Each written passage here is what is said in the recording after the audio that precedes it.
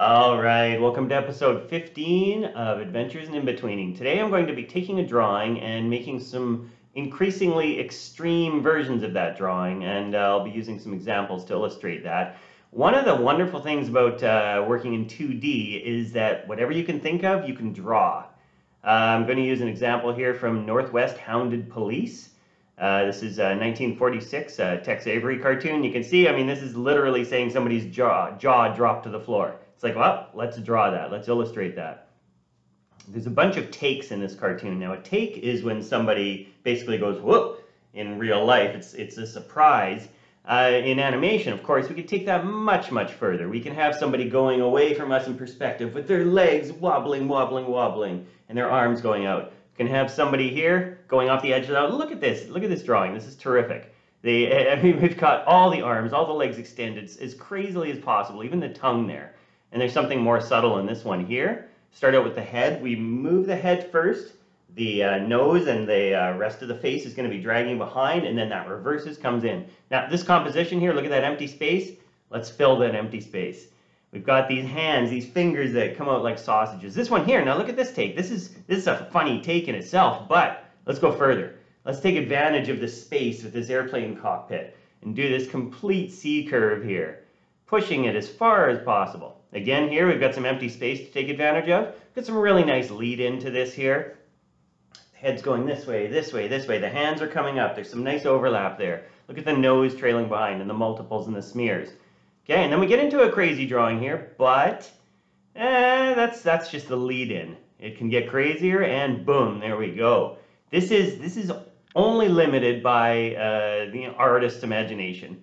And here's one more. Now, they're in the lion's stomach. It looks like he's pretty extreme, right? He's backed against the lion's stomach. Let's get him compressed into a ball and really take advantage of that space.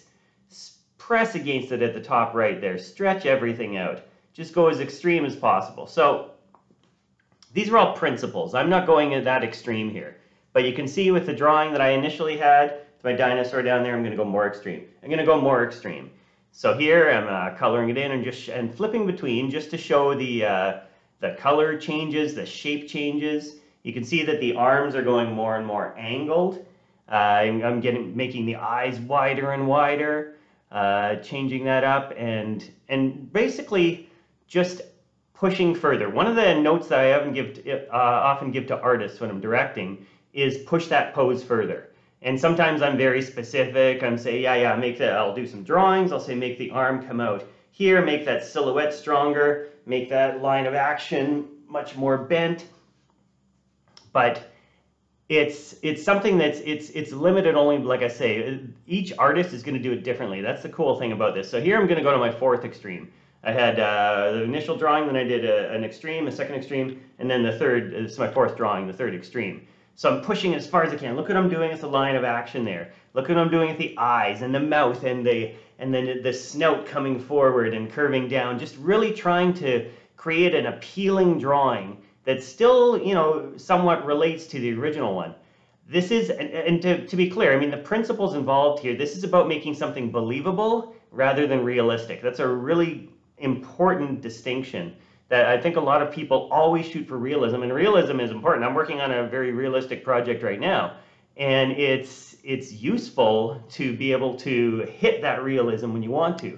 But when you have the opportunity, you can say, okay, this isn't realistic, but this is believable. So it's something that we can kind of go between, and especially when it comes to any kind of effect or it comes to any kind of creature animation, we can often say, well, that's believable. It's totally not realistic because that creature never existed, say.